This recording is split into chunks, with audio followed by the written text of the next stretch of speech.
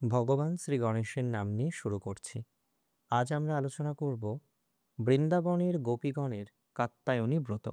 সমস্ত গোপীগণ শ্রীকৃষ্ণকে প্রতিরূপে পেতে চাইত। সেই কারণে গোপীগণ কাত্যায়নী নামে এক ব্রত পালন করেছিলেন। আজ সেই ব্রত সম্পর্কেই আমরা আলোচনা করব। শরৎ বিদায় নিয়েছে, হেমন্ত এসে গেছে। শ্রীকৃষ্ণের বয়স মাত্র তখন 7 বছর। কুমারী গোপীদের বয়স 4 থেকে 6 বছর। কোনো কোনো গোপীর বয়স আরও একটু বেশি।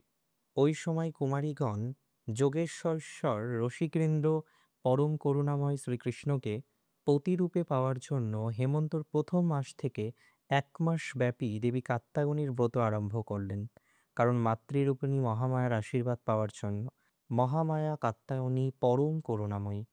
কাত্যায়নী সন্তুষ্ট হলে কৃষ্ণকে পেতে তাদের কোনো অসুবিধা হবে না, তাই তারা এই ব্রত করেছিলেন। বঙ্গ প্রকৃতির ঋতুচক্রের ক্রমপর্যায় অনুসারে কার্তিক ও অগ্রহায়ণ এই 2 মাস হেমন্তকাল বলে।